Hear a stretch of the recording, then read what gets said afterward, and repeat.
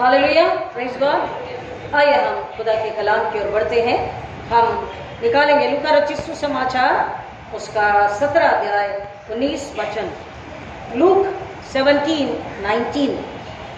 लूका रचित सुसमाचार उसका 17 अध्याय 19 वचन। उसने कहा, उठकर चला जा, तेरे विश्वास ने तुझे चंगा किया है। आइए दुआ करें। खुदावन, फिर एक बार यीशु मसीह के नाम में पाक रूह के जरिए आपके पास आते हैं। बड़ी हलीमी से अपने सिरों को झुकाकर आपके नाम ऊंचा ऊंचा उठाकर आपसे मांगते हैं। आपकी समझ, आपकी बुद्धि, रूहानी भूख और प्यास कि हम आप में बढ़ने के लिए इस दुधारू तलवार वचन के जरिए, कलाम के जरिए अपने आप को भर लें, अपने आप को तरोताजा कर लें और आपके जलाल के लिए समर्पित हो जाएं। इसलिए खुदावन, फिर एक बार अपने आप को हम सबों पर जो आने वाले हैं आपके हाथों में देते हैं। पवित्र आत्मा, आप हम सबों पर नियंत्रण अधिकार कब्जा लीजिए, हमारी अगुवाई कीजिए, हमारी बुद्धि समझ को आप स्पर्श कीजिए, अपनी बुद्धि से मिलाइए। मेरे ओटो का अग्नि से छूकर आप मुझ में काम करें।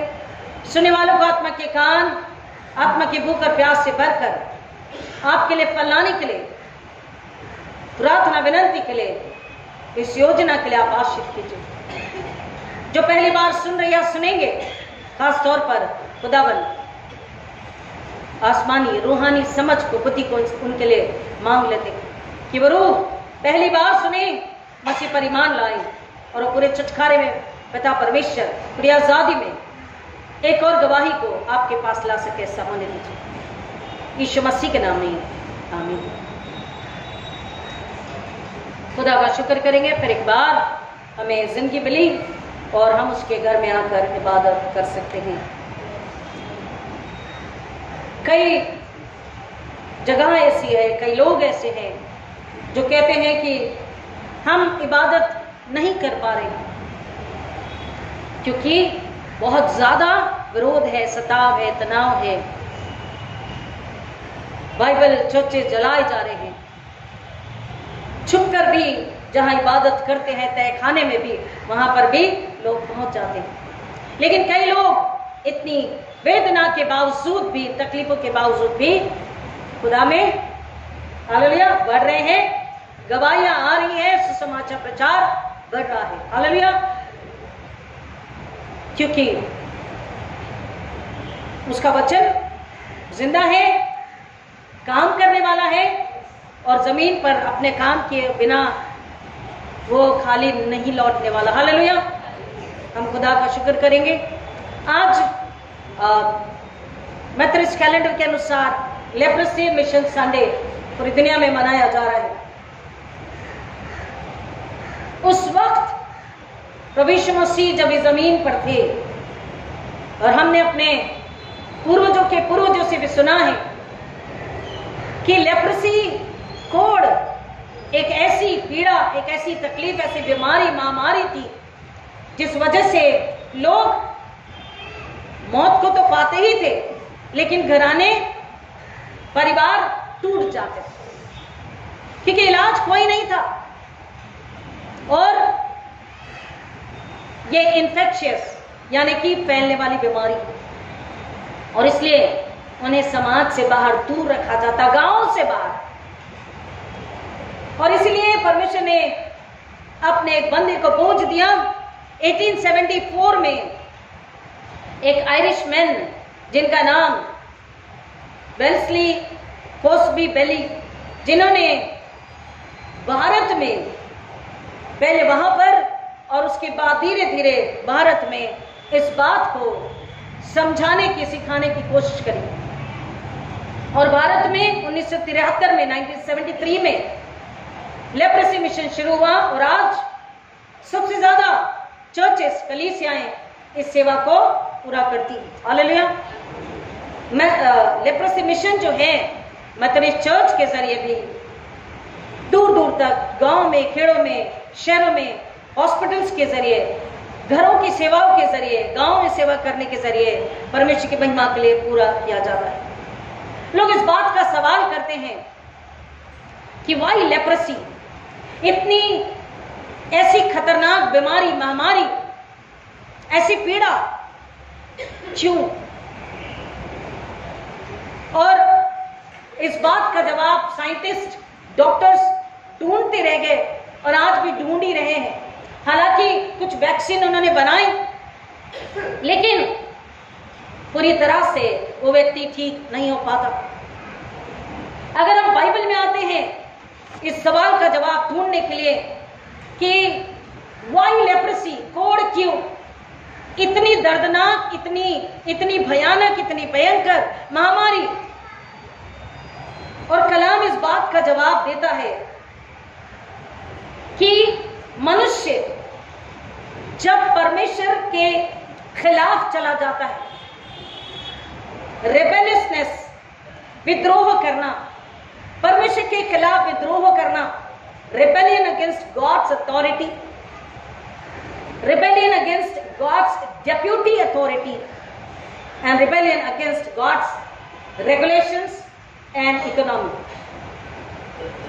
जब मनुष्य, लेविटिकस 13-14 को हम पढ़ते, 14 में ये बात पूरी बताई लय व्यवस्था में कि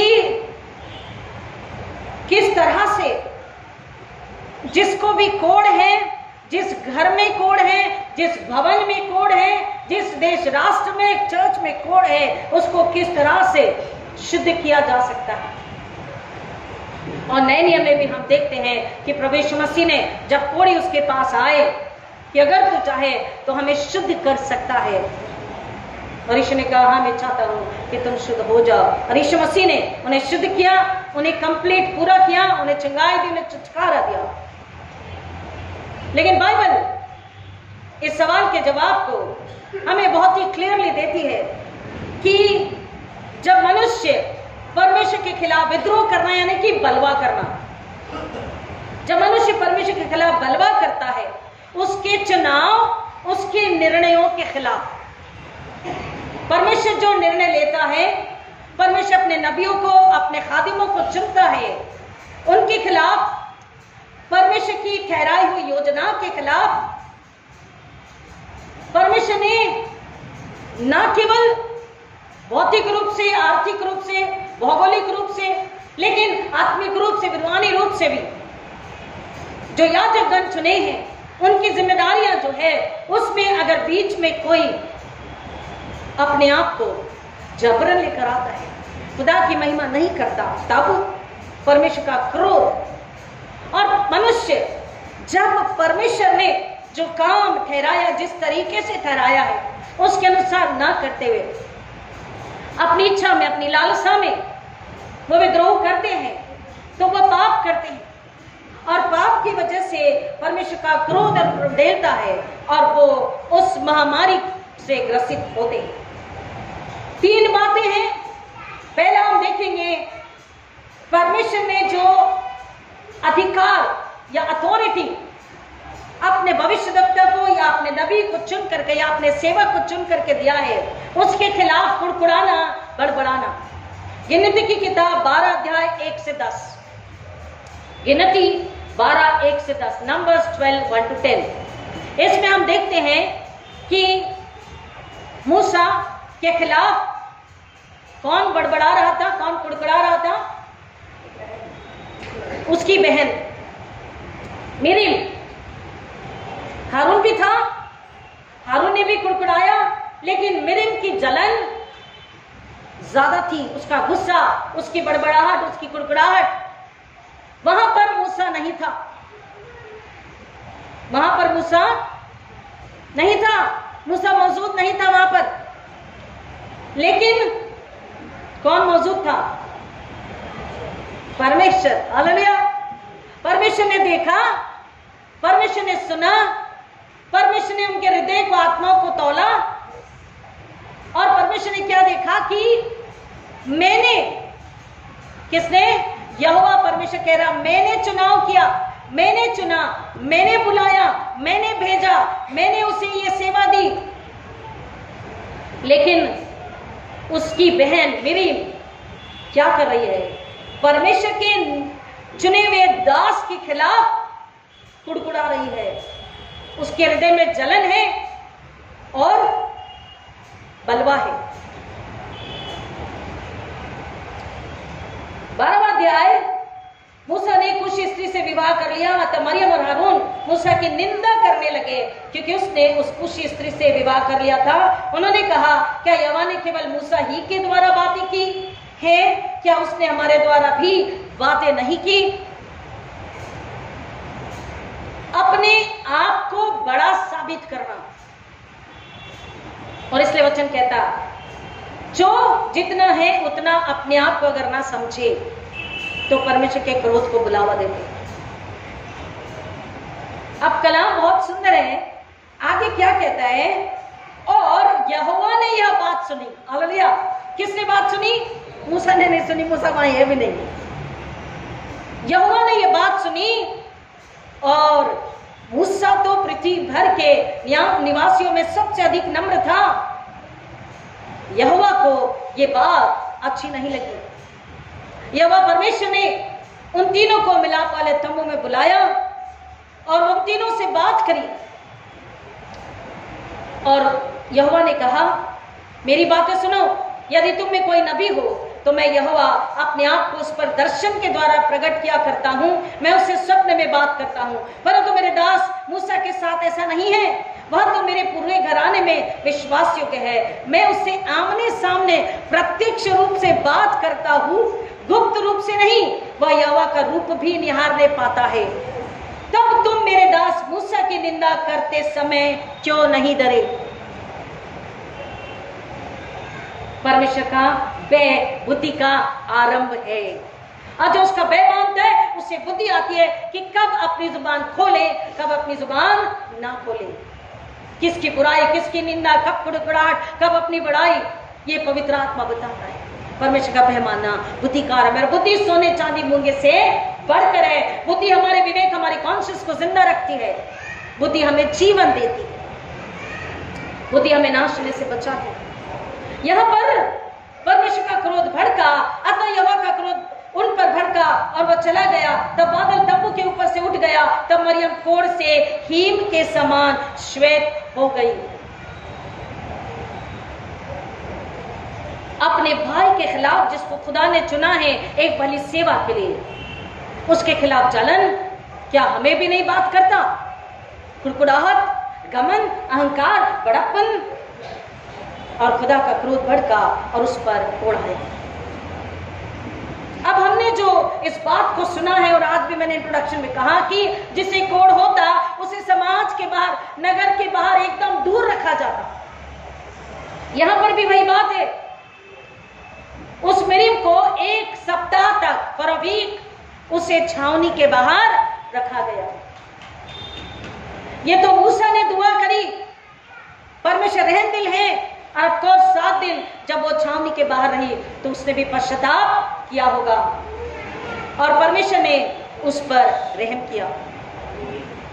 हम इस बात को सीख रहे हैं, जान रहे हैं, समझ रहे हैं कि पहली वजह परमेश्वर जिन नबियों को अपने दिल के नजदीक दासों को चुनता है, उनके खिलाफ कुड़कुड़ाना, बुराई करना, बदनामी करना परमेश्वर के क्रोध को भड़काता है और वो पाप है। और पाप की वजह से कोढ़ मनुष्य के शरीर में आता है।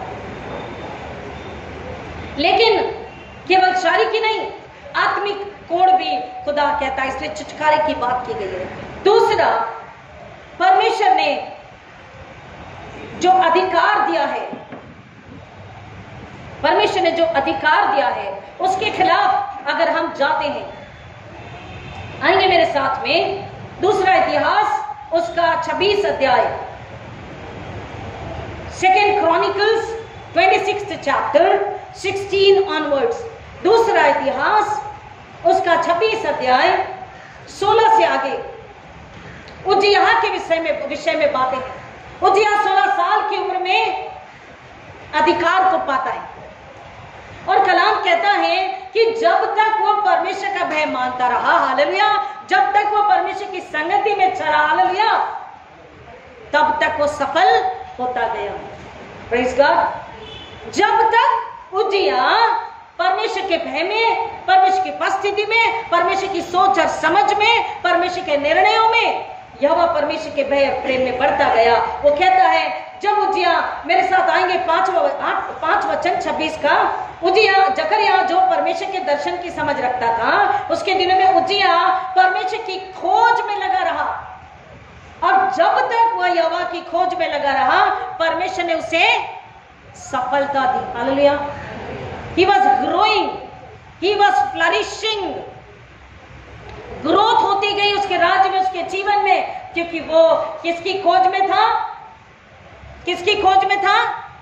यहोवा परमेश्वर, स्वर्ग की खोज में। और स्वर्ग के ही नियम, परमेश्वर के नियम, कायदे कानून, परमेश्वर की शिक्षा में चल के परमेश्वर की इच्छा के अनुसार वो कामों को कर रहा, निर्णय को ले रहा था। लेकिन कलाम कहता है 16 वचन में हम आएंगे, परंतु जब वह सामर्थ्य हो गया तो उसका हृदय घमंड से इतना भर गया कि उसने भ्रष्ट होकर अपने परमेश्वर यहोवा के प्रति विश्वासघात किया।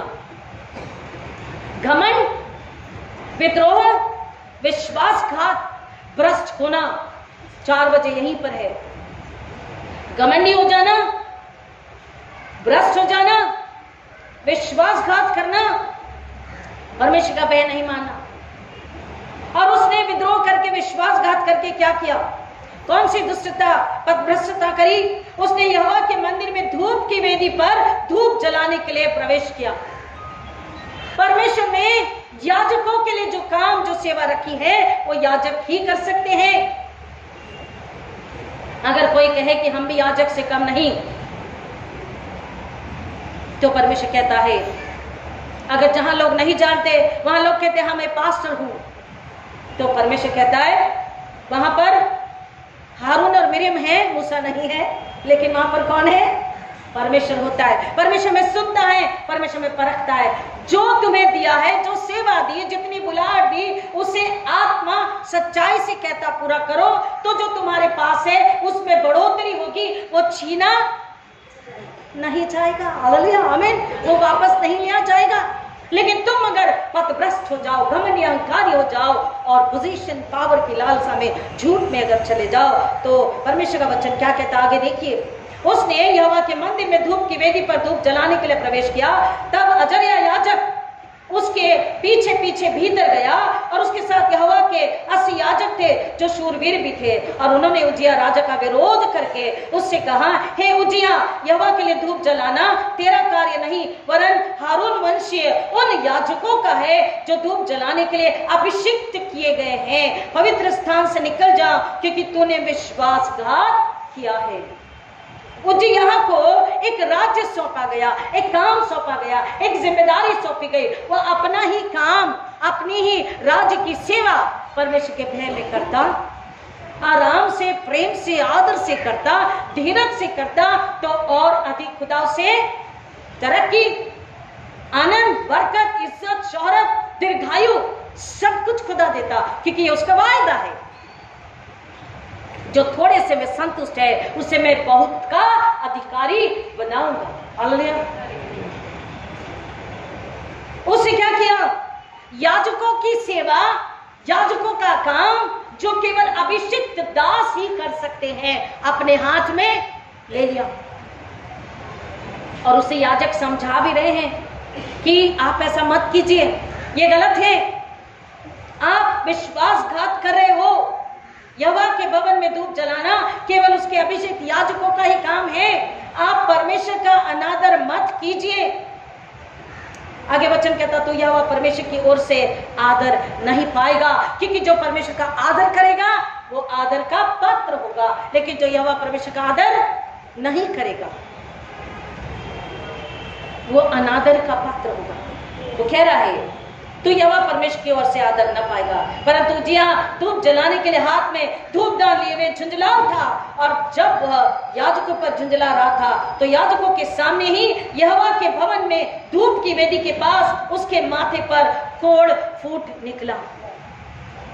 तो कोढ़, लोगों के जो सवाल है उसका जवाब, this is the rebellion, because of rebelliousness, because of sin, because of divine punishment, the leprosy comes. A person has to suffer because of leprosy. Why? Because of disobedience, rebelliousness, sin, and अनक्लीनलीनेस, अशुद्धता, पाप, अनाज्ञाकारिता और बलवा करने की वजह से वो परमेश्वर के क्रोध को भड़काते हैं और परमेश्वर का क्रोध भड़कता है और कोढ़ उन पर आ पड़ता है। कह रहा धूप की वेदी के पास उसके माथे पर कोढ़ फूट निकला। और समय को देखते आगे चलते हैं। और अजरिया महायाजक तथा अन्य सब याजकों ने उसकी ओर देखा और देखो उसके माथे पर कोढ़ फूट निकला था। तब उन्होंने उसे फुर्ती से निकाला और उसने स्वयं वहां से निकलने में शीघ्रता की, क्योंकि यहोवा का हाथ उस पर बढ़ चुका था। अब जब कोढ़ आया, इतनी देर से याजक समझा रहे, समझ लो, नम्र हो जाओ, लेकिन उसे घमंड, पदभ्रष्टता उसके दिमाग और दिल में घर कर चुका था। लेकिन जब परमेश्वर की मार पड़ी, कोढ़ फुट निकला, तब वो वहां से भागा। और वचन कहता है तब उन्होंने फुर्ती से उसे निकाला, उसने स्वयं वहां से निकलने में शीघ्रता की, क्योंकि परमेश्वर का हाथ उस पर पड़ चुका था। और उजिया राजा मृत्यु के दिन तक कोढ़ी रहा। कब तक? कब तक? मृत्यु के दिन तक कोढ़ी रहा। कोढ़ी होने के कारण, वह कोढ़ी होने के कारण एक अलग घर में रहता था। वह तो यहोवा के भवन से अलग किया गया था, क्योंकि कोढ़ पाप की वजह से है, अशुद्ध है, इट इज अनक्लीन, इसलिए वो परमेश्वर के भवन में भी नहीं आ सकता। उसे परमेश्वर के भवन से अलग किया गया। पाप, अनाज्ञाकारिता, विद्रोह, घमंड, अहंकार, परमेश्वर के चुनाव और चुने हुए खादिमों या याजकों या नबियों के खिलाफ कुड़कुड़ाना, बड़बड़ाना या जलन रखना, जलन से भर जाना, अहंकार से भर जाना, घमंड से भर जाना, कुड़कुड़ाना, अपने हाथों में निर्णय को ले लेना, परमेश्वर के क्रोध को भड़काना है। और कोढ़ तुरंत उसके ऊपर आया और वो मृत्यु तक कोढ़ी रहा। तीसरी वजह, परमेश्वर हमें बुद्धि, समझ, ज्ञान, संतुष्टि देता है और कहता है तुम संतुष्टि में रहो, परमेश्वर से मांगो, परमेश्वर तुम्हें देता है।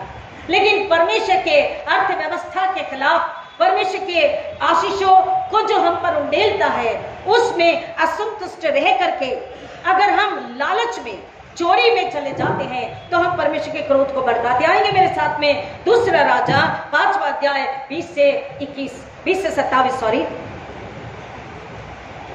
दूसरा राजा 5वां अध्याय 20 से 27, 2 किंग 5th चैप्टर और 20 से 27, 22-27। परंतु परमेश्वर के जन एलीशा के सेवक गेहजी ने सोचा, देखो मेरे स्वामी ने उस सीरियाई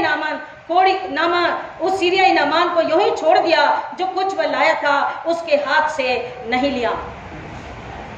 एलीशा का सेवक था गेहजी, हम जानते हैं, हम इसके बारे में सुन चुके।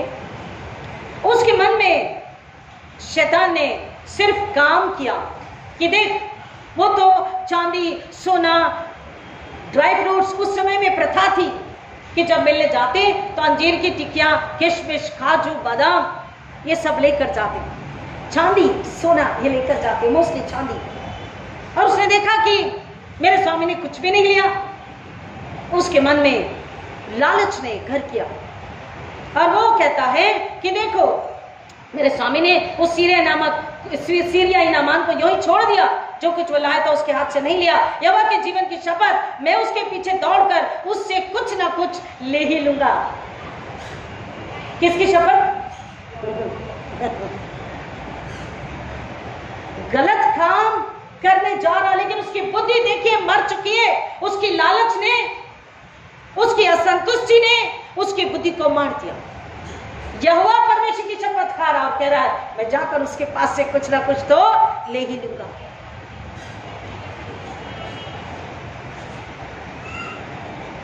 और इसलिए परमेश्वर का वचन कहता है कि ये काम, ये विचार, ये बातें आत्मिक रूप से मनुष्य को अशुद्ध करती है और आत्मिक कोढ़ को लेकर आती है। अतः गेहजी नामान के पीछे दौड़ा। जब नामान ने किसी को अपने पीछे दौड़ते देखा तो उसने उससे मिलने को उतर कर पूछा, सब कुशल तो है? उसने कहा, सब कुशल है। मेरे स्वामी ने मुझे ये कहने भेजा है, देख एफ्रेम के पहाड़ी देश से नबियों के 2 चेले मेरे पास आए हैं, कृपया उनके लिए 1 तोड़ा चांदी और 2 जोड़े वस्त्र दे दे। अब खुद तो चोरी कर रहा है, खुद तो लालच में है, खुद तो पथभ्रष्ट हो गया, पाप में है, अधर्म में है, अपराध में है, लेकिन अपने स्वामी के खिलाफ भी उसके नाम, उसके पहचान के खिलाफ। क्योंकि देखिए थोड़ी देर पहले तो स्वामी ने मना कर दिया, लेकिन अब अगर गेहजी कह रहा, मेरा स्वामी कह रहा, तो उसकी जो इमेज है उसको धक्का जरूर लग रहा है। और खुदा का कलाम कहता है, मैंने हर मानव को अपने स्वरूप, अपनी समानता में बनाया है। वो पश्चाताप करके मेरे पास आएंगे, उनके गुनाहों का लेखा मैं लूंगा। तुम किसी की इमेज को अगर खराब कर रहे हो, अगर तुम उनकी बिना वजह बदनामी कर रहे हो, अगर जानते हो ये सही नहीं है, क्या सच में देखा हुआ सही है? अगर इतना ही दर्द है, इतनी फिक्र है, तो वचन कहता कि तुम एक दूसरे पर चादर डालो, एक दूसरे के लिए प्रार्थना पश्चाताप करो, परमेश्वर से मांगो कि हमारे भाई बहन, हमारी कलीसिया छुड़ाए जाएं, हमारे रिश्तेदार पड़ोसी छुड़ाए जाएं। कहता प्रार्थना करो। वो अपने स्वामी की भी नहीं सोच रहा कि उसकी जो इज्जत है, आदर है, वो भी मैं मिट्टी में मिला रहा हूं। कह रहा मेरा स्वामी ये बातों की इच्छा रख रहा है, कृपया उनके लिए एक तोड़ा चांदी और 2 जोड़े वस्त्र दे दे। नामान ने उससे कहा, खुशी से 2 तोड़े ले ले। उसने उससे आग्रह करके 2 तोड़े चांदी अलग अलग थैलियों में बांधी और उसके साथ 2 जोड़े वस्त्र रखकर अपने 2 सेवकों को दिया और वे उन्हें उसके आगे आगे ले चले। जब वो पहाड़ी पर पहुंचा तो उसने उन्हें उनसे लेकर घर में रख दिया और उन्हें विदा किया। लालच, स्वार्थ, मेरा स्वामी तो कुछ नहीं ले रहा, मेरे स्वामी को कुछ नहीं समझता, ये चांदी कितना काम आएगी, ये चांदी कितनी महंगी है, मुझे कब तक इससे फायदा होता रहेगा, इसे क्या पता। वो चांदी लेकर अपने घर में उसने रख दिया। As though no one has seen, nobody knows। मैंने क्या पाप किया, मैंने क्या गुनाह किया, मैंने क्या अधर्म किया, मैंने क्या लालच किया, मैंने क्या विश्वासघात किया, मैंने क्या छूट किया, किसी को नहीं पता। घर में रख दिया और उन्हें विदा किया। अतः वे चले गए। तब वो भीतर जाकर अपने स्वामी के सामने खड़ा हुआ। As though nothing has happened, I have not done anything wrong। अपने स्वामी के पास जाके खड़ा हो गया कि मैं यहीं कहीं आसपास था और मैं आपके सामने हुजूरी में हूं। और एलीशा ने उससे पूछा, गेहजी तू कहां गया था? उसने कहा, तेरा सेवक तो कहीं नहीं गया। जैसे कई बार हम ट्यूशन बंक करते, कॉलेज बंक करते, या हम घर में पढ़ाई करते करते थोड़ा टीवी देखते और मम्मी आके पूछती है, बेटा होमवर्क किया? कहाँ ध्यान था? नहीं मम्मी कहीं नहीं, मैं तो पढ़ रहा हूं, मैं तो पढ़ रही हूं। है ना, बचपन में ऐसी की होगी हमने शरारत, या आप भी करते होंगे। परमेश्वर से कहते हम तो तेरे भवन जा रहे, परमेश्वर से कहते हम तो तेरा काम कर रहे, परमेश्वर से कहते हम तो इबादत कर रहे, लेकिन हमारे मन में अगर हारून मिरिम की नाई, अगर उजिया की नाई, या अगर इस वक्त गेहजी को हम सुन रहे, गेहजी की नाई अगर लालच, घमंड, स्वार्थ, जलन, कुड़कुड़ाहट, बैर, बदला ये अगर है और इसको 10 आज्ञा में ले जाकर समझने की कोशिश करेंगे तो 10 आज्ञा में पहले ही कह दिया, न चोरी करना, न व्यभिचार करना, न विश्वासघात करना, न झूठी गवाही देना। अब तो स्वामी के लिए कह रहा, मेरा स्वामी मांग रहा है, भले किसी और के लिए लेकिन मांग रहा है।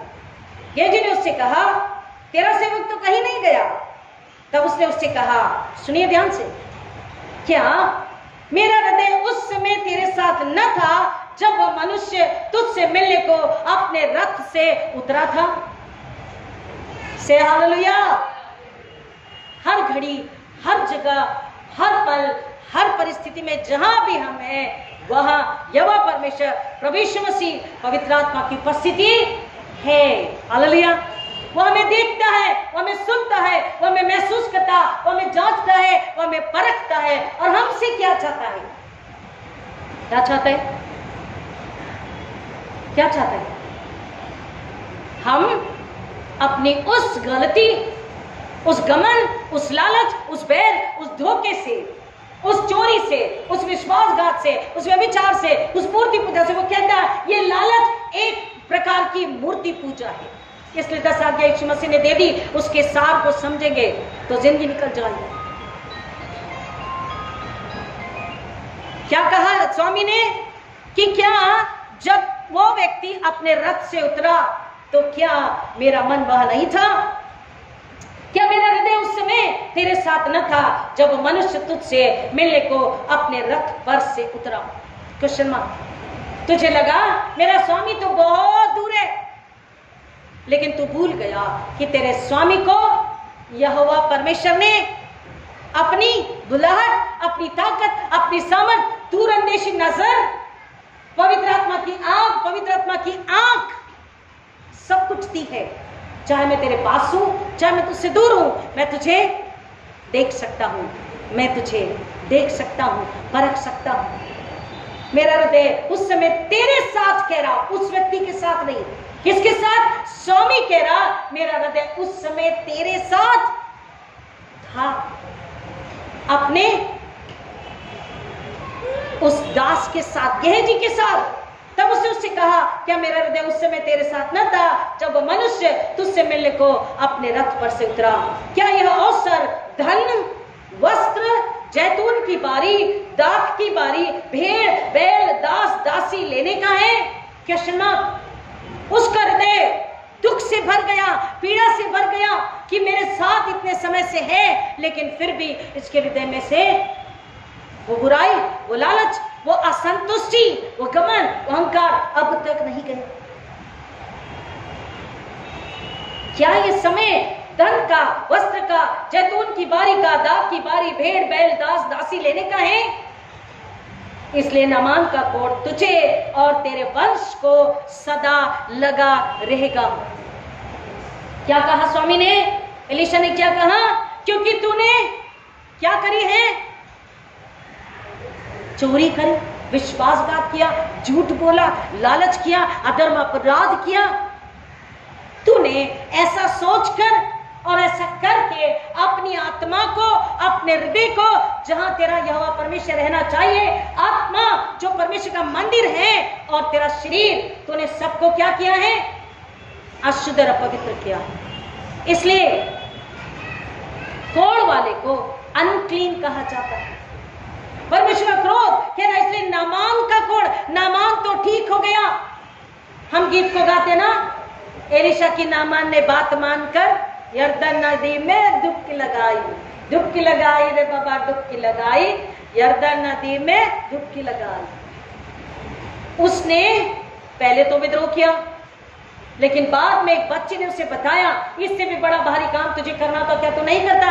जाना, इतना आसान है डुबकी लगाना, जा। और वो उसने डुबकी लगाई और उसका कोढ़ तो ठीक हो गया। लेकिन स्वामी कह रहा है, अब उसी नामान का कोढ़, तेरी लालच, तेरा व्यभिचार, तेरी मूर्ति पूजा, तेरी चोरी, तेरे गमन, तेरे अहंकार, तेरे विश्वासघात, अनाज्ञाकारिता, कुड़कुड़ा, जलन की वजह से हमने मिरीम को देखा, हमने उजियार को देखा, और अब गेहजी। इसलिए नामान का कोढ़ तुझे और तेरे वंश को सदा लगा रहेगा। आ रही बात समझ में? पीढ़ी दर पीढ़ी वो कह रहा तेरे वंश में, यानी पीढ़ी दर पीढ़ी कोढ़। हम देखते कई घरानों में 20 पीढ़ी बाद, 10 पीढ़ी बाद, 5 पीढ़ी बाद, 4 पीढ़ी बाद, 50 पीढ़ी बाद वो कोढ़, टीबी, कैंसर आता है। क्यों आता है? क्योंकि उन पर वो कर्ज बना हुआ है। कह रहा इसलिए नामान का कोढ़ तुझे तेरे वंश को सदा लगा रहेगा। तब वह हिमसा श्वेत अर्थात कोढ़ी होकर उसके सामने से चला गया। सो द रीजन, जब लोग पूछते हैं कि भाई कोढ़ क्यों इतनी दर्दनाक, इतनी भयंकर, समाज, घर, समाज, नगर से भी बाहर निकाला जाता है उस व्यक्ति को जिसे कोढ़ होता है, तो इतना दर्दनाक दर्द क्यों? वचन इसका जवाब दे रहा, बाइबल इसका जवाब दे रही है। क्यों? हमारा अनाज्ञाकारिता का स्वभाव, हमारा रिबेलियस से बलवा करना, विद्रोह करना, आज्ञाकारिता नहीं, नम्रता नहीं, परमेश्वर के नियमों और उसने जो निर्णय दिए उसके आगे नतमस्तक हो जाना, ये स्वभाव नहीं। मिरीम को गुस्साया, मिरीम की जलन बढ़ गई अपने भाई के लिए, उजिया घमंडी हो गया, उसका गमन, उसका विश्वासघात उसे मार्ग से अलग लेकर गया, परमेश्वर से दूर लेकर गया। और गेहजी थोड़ी चांदी की लालच में, 2 जोड़े वस्त्र की लालच में उसने पाप किया, अपनी आत्मा को, अपने हृदय को, अपने शरीर को अशुद्ध, अपवित्र किया, और उस वजह से परमेश्वर का क्रोध और कोड़। So the reason is why the uncleanness, अशुद्धता, अपवित्रता समाज से बाहर निकाला जाना। क्यों? क्योंकि ये डिवाइन पनिशमेंट है। ये कैसा पनिशमेंट है? ये कैसा दंड है? परमेश्वर की ओर से, स्वर्गीय, डिवाइन, जिसे केवल डिवाइन ही, हालेलुया, क्या नहीं हालेलुया, जिसे केवल डिवाइन ही दूर कर सकता है। आई बात समझ में? और कलाम कहता है नए नियम में, मत्ती, लूका में वचन हमें बताता है, ये इंप्यूरिटी, पाप की वजह से अशुद्धता, अपवित्रता, कोड़ समाज निकाला, बाहर निकाला, सुनाया जाता है, और व्यक्ति को हमेशा अकेला उस दर्द में, उस पीड़ा में, अकेला उस लज्जा में जीना होता है। लेकिन उस अशुद्धता से, उस अपवित्रता से, उस बलवे के स्वभाव से उसे ठीक किया जा सकता है, उसे शुद्ध किया जा सकता है, उसे वो अपने आप को शुद्ध और पवित्र बना सकता है अगर वो यीशु मसीह के पास आए और यीशु मसीह से कहें, हे दाऊद की संतान, हम पे दया कर।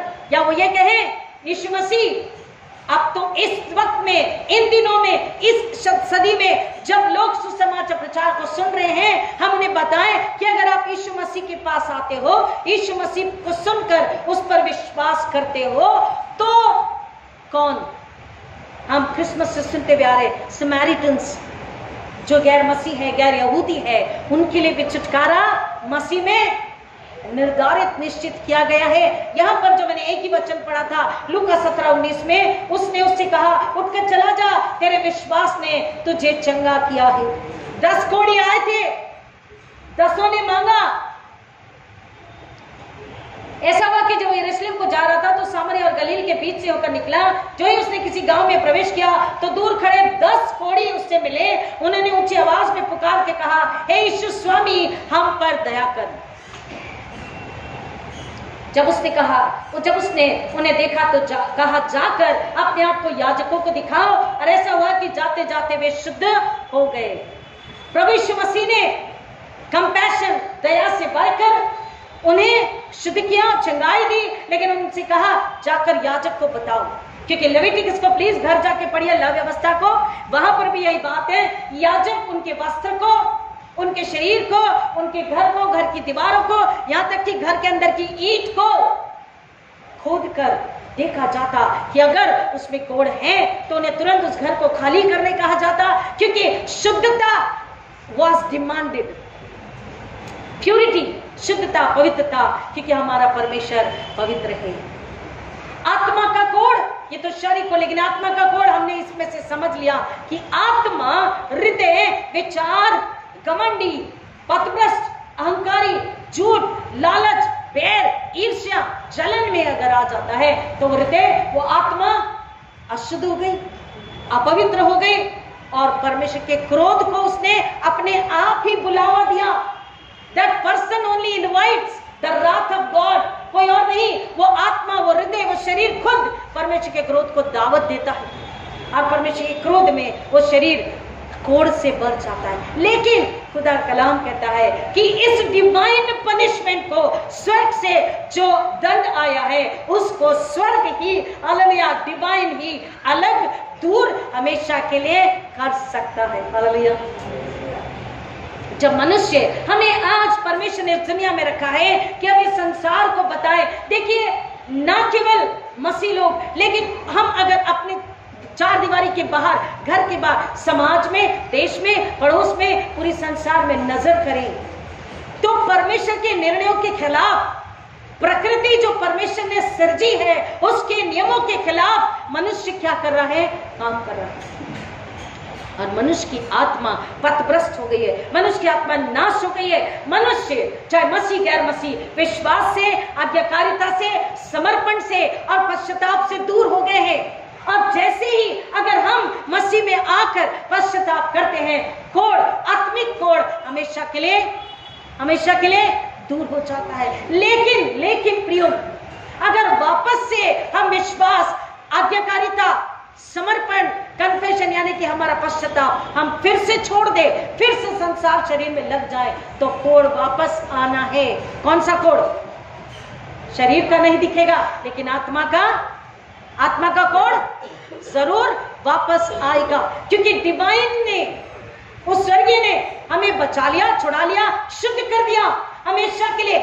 कंप्लीट, बाइबल बताती है, कंप्लीट प्यूरिटी, कंप्लीट डिलीवरेंस, पूरा स्वर्गीय पवित्र छुटकारा, शुद्धता, चंगाई स्वर्ग से, डिवाइन से हमें प्राप्त होती है। लेकिन फिर भी अगर विश्वास और वचन और प्रार्थना और नम्रता और पवित्रता से, वो शरीर, वो हृदय, वो आत्मा परमेश्वर प्रभु यीशु मसीह की आज्ञाकारिता से, समर्पण से, पश्चाताप से, अपने आप को जांचने परखने से अलग हो जाए और अपनी जिद में जिए, तो वचन कहता आत्मिक कोड़ फिर से आता है। और जो आत्मिक कोड़ है, उसके लिए हम कितनी भी दवाई ले लें, कितने भी काउंसलर, साइकियाट्रिस्ट के पास में चले जाएं, कुछ भी नहीं होने वाला। हमारे गहरे मित्र भी हमें तसल्ली नहीं दे सकते।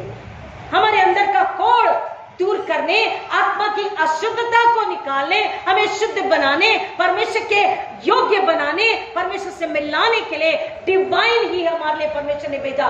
स्वर्ग से छुटकारा मसीह में परमेश्वर ने हमारे लिए भेजा, कि मसीह यीशु के उस पवित्र स्पर्श से, उसके जिंदा सामर्थी पवित्र खून से और उसके पुनरुत्थान की सामर्थ से हम जिंदा होते हैं, मसीह में जीवन को पाते हैं। और जो मसीह में जीवन को पाता है, वो दोबारा से उजिया की नाई, मेरी मारून की नाई, खास तौर पर मेरिम की नाई, उजिया की नाई, गेहजी की नाई, व्यभिचार, घमंड, लालच, झूठ, बैर, ईर्ष्या में जीवन, क्रोध में, बदले में, लालच में जीवन दोबारा जीने की लालसा नहीं करता। वो संतुष्टि में, वो धन्यवाद में, परमेश्वर के भय में, परमेश्वर के प्रेम में, आज्ञाकारिता में थोड़ा भी है तो उसमें धन्यवाद के साथ जीता है। उसे पता है इस थोड़े में खुदा मेरी बरकत है। हालेलुया, आमीन। इस थोड़े में खुदा मेरी बरकत है, खुदा मेरा सुकून है, वो मेरा आराम है, वो मेरी खुशी है, वो मेरा बल है। याकूब का परमेश्वर हमारा ऊंचा गढ़ है। यीशु बुला रहा, वो तेरा नाम ले लेकर तुझे यीशु बुला रहा, आज यीशु बुला रहा। अशारी कोड़ हमें नहीं है, खुदा करे कभी ना हो किसी को भी, आमीन। लेकिन आत्मा का कोड़ अगर है, उसका क्या करें? अगर आत्मा का कोड़ है तो वो कह रहा है तुम थोड़े ही पल में मेरी मेज के पास आओगे और मेरी मेज के पास आओगे और मेरे कटोरे में से खाओगे और पियोगे। उस बाकशर पानी पवित्र प्रभु भोज होली यूकरिस्ट में आने से पहले हम सच्चा पश्चाताप कर ले तो उसके खून से, उसके पाक बदन से जो हमारे लिए तोड़ा गया, मेरे लिए, आपके लिए, हम शुद्ध होते हैं, हम पवित्र होते हैं, हम चंगे होते हैं, हम संपूर्ण हो जाते हैं। हालेलुया, आमीन। We become complete। यीशु में चंगाई का मतलब है टोटल, कंप्लीट, संपूर्णता। वो अधूरा काम नहीं करता। Is a God of completion. आज वचन इस